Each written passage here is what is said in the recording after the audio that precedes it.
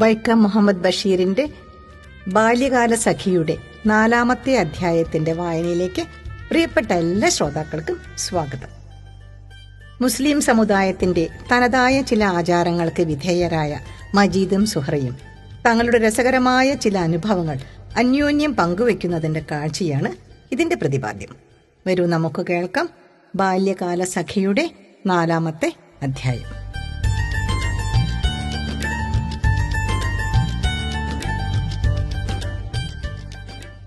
സുഹറയുടെ കാതുകുത്തു കല്യാണത്തിന് മജീദ് പങ്കുകൊണ്ടത് സഹിക്കവയ്യാത്ത വേദനയോടും ഒളിച്ചുമാണ്.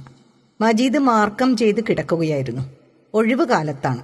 മജീദിന്റെ സുന്നത്തു കല്യാണം ഗ്രാമത്തെ ആകെ ഇളക്കിയ സംഭവമായിരുന്നു. വെടിക്കെട്ടും വലിയ സദ്യയുമുണ്ടായിരുന്നു. ബാൻഡ് മേളങ്ങളോടും ഗ്യാസ് ലൈറ്റുകളോടും കൂടി ആനപ്പുറത്താണ് മജീദിനെ ഊരിലാത്തിയത്. അതിനുശേഷമായിരുന്നു ബിരിയാണി സദ്യ. 1000-ലധികം ആളുകൾ പങ്കുകൊണ്ടിരുന്നു. സദ്യയ്ക്ക് മുൻപാണ് മാർക്കം നടന്നത്. ആ ദിവസം മുഴുവനും മജീദിന് ഭയമായിരുന്നു. എന്തോ മുറിച്ചു കളയും. എന്താണത്? മരിച്ചു പോകുമോ? അവനാകെ ഭയന്നു തളർന്നു. അന്നു സന്ധ്യ വരെ ജീവിക്കില്ലെന്നു തന്നെ അവന് തോന്നി. എന്താണ് ഉണ്ടാകാൻ പോകുന്നതെന്ന് അവനൊരു ലക്കുമില്ല. ലോകത്തിലുള്ള എല്ലാ മുസ്ലിം പുരുഷന്മാരെയും മാർക്കം ചെയ്തിട്ടുള്ളതാണ്. അല്ലാത്തവരില്ല. എങ്കിലും ഈ മാർക്കം ചെയ്യണത് എങ്ങനെ? മജീദ് സുഹറയോട് ചോദിച്ചു. അവൾക്ക് യാതൊരു അറിവുമില്ല.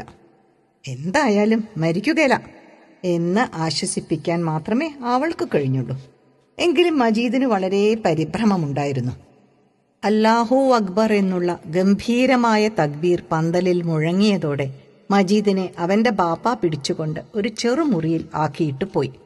അവിടെ കമിഴ്ത്തിയിട്ട വെള്ളവസ്ത്രം വിരിച്ച ഉരലിന്റെ മുൻപിലായി 11 തിരിയുള്ള നിലവിളക്ക് കത്തുന്നുണ്ടായിരുന്നു.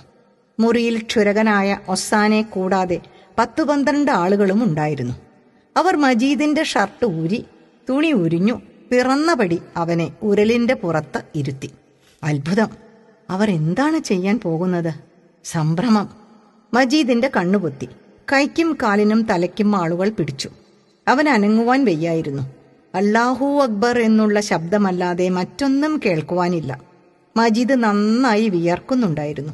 ആ ബഹളത്തിനിടയ്ക്ക് അവന്റെ തുടകൾ ചെന്നു ചേരുന്ന സ്ഥലത്തു നേരിയ ഒരു വേദന, ഉണങ്ങിയ പാള മുറിക്കുന്നത് പോലെയുള്ള ഒരു അനുഭൂതി. ഒരു നിമിഷം മാത്രം. ഉടനെ എല്ലാം കഴിഞ്ഞ് ഒരു വെള്ളം തളി, ഒരു നീറ്റൽ, ഒരു പുകച്ചിൽ. മജീദിനെ കിടത്തി. തലയ്ക്കും കാലിനും തലയണയുണ്ട്. ആ ബഹളത്തിൽ മജീദ് ഒന്ന് നോക്കി. ചെമന്ന മഷിയുള്ള കുപ്പിയിൽ കൈവിരൽ മുക്കിയതുപോലെയല്ല, മഷിയിൽ മുങ്ങാതെ കുപ്പിയുടെ വായിൽ നിന്ന് വിരലിന്റെ തലയ്ക്ക് ചുറ്റും ചെമന്ന മഷി പുരണ്ടതുപോലെ. അവിടെ ചോര പൊടിഞ്ഞു നിൽക്കുന്നെന്ന് മാത്രം. സുഹറയോട് പിറ്റേ ദിവസം ഇത്രയും സംഗതികൾ മജീദ് പറഞ്ഞു. അവൾ ജനലിന്റെ അപ്പുറത്ത് നിന്നുകൊണ്ട് ചോദിച്ചു, മജീദ് പേടിച്ചോ? ഞാനോ? മജീദ് ആ കിടപ്പിൽ കിടന്നുകൊണ്ട് വീരവാദം ചെയ്തു. ഞാൻ പേടിച്ചൊന്നുമില്ല. ആ സമയത്ത് സുഹറ അവളുടെ കാതുകുത്തുകാര്യം പറഞ്ഞു. 10-12 ദിവസത്തിനുള്ളിൽ അവളുടെ കാതുകുത്തു നടക്കും. മജീദിന് വരാൻ ഒക്കുകയില്ലല്ലോ. മജീദ് പറഞ്ഞു, ഞാൻ വരും. പക്ഷേ ആ ദിവസം വന്നപ്പോൾ മജീദിന് അനങ്ങുവാൻ വയ്യായിരുന്നു. ആദ്യം സുഹറയുടെ ഉമ്മായും പിറകെ സുഹറയും വന്നു വീട്ടുകാരെ ക്ഷണിക്കുന്നത് അവൻ കേട്ടു.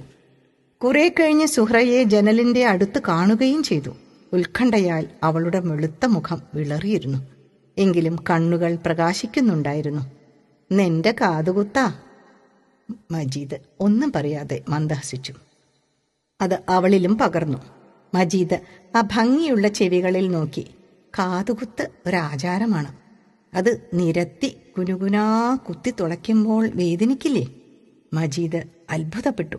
അവൾ പറഞ്ഞു, അറിയാൻ പാടില്ല, വന്നു നോക്ക. അവൾ ഓടിപ്പോയി. മജീദിന് പോകണമെന്ന് തോന്നി. കിടന്നിടത്തു നിന്ന് എഴുന്നേൽക്കുവാൻ വയ്യ. എങ്കിലും ഒട്ടുകഴിഞ്ഞ് ആരും കാണാതെ തക്കത്തിന് മജീദ് എണീറ്റു.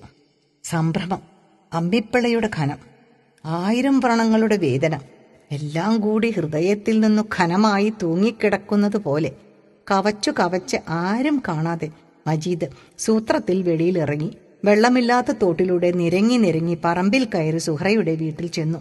അവിടെ വലിയ ആഘോഷമോ ആൾക്കൂട്ടമോ ഒന്നും കണ്ടില്ല. അതവർ പണക്കാരല്ലാഞ്ഞിട്ടാണെന്നുള്ളത് മജീദ് വിചാരിച്ചു. പണക്കാരായിരുന്നെങ്കിൽ കൊട്ടും വെടിക്കെട്ടും സദ്യയും ആരവവും ഒക്കെ ഉണ്ടാകുമായിരുന്നല്ലോ. മജീദിനെ കണ്ട ഉടനെ സുഹറയുടെ ഉമ്മ നിലവിളിച്ചുകൊണ്ട് ഓടിയെത്തി. എന്റെ പുള്ള എന്തിനു വരാൻ പോയി? മജീദ് വിഷമത്തോടെ വേദനയോടെ പറഞ്ഞു. കാതുകുത്തു കാണാൻ. അന്നേരം സുഹറയും ഹാജരായി. അവളുടെ മുഖം ചെമന്നും കണ്ണുകൾ കലങ്ങിയും ഇരുന്നു. മുകൾ മുതൽ അടിവരെ 2 കാതുകളും കുത്തിത്തുളച്ചുകൊണ്ട് കറുപ്പുനൂൽ കോർത്ത് കെട്ടിയിരുന്നു. വലതുകാതിൽ 11ഉം ഇടത്തേതിൽ 10ഉം.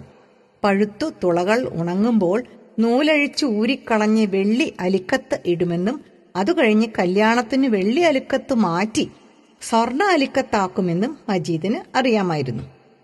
മജീദ് സുഹറയോട് ചോദിച്ചു, ഈ കാതുകുത്ത് എന്തിനാ? അറിയാൻ മേല. അധികം നൊന്തോ? സുഹറ വേദനയോടെ മന്ദഹസിച്ചു. ഉമ്മിണിശ. ഇത്രയുമായപ്പോൾ മജീദിനെ കാണാഞ്ഞിട്ട് ആളുകൾ തിരക്കി ചെന്നു. 2 പേർ താങ്ങിയാണ് അവനെ തിരികെ വീട്ടിൽ എടുത്തുകൊണ്ടുപോയി കിടത്തിയത്.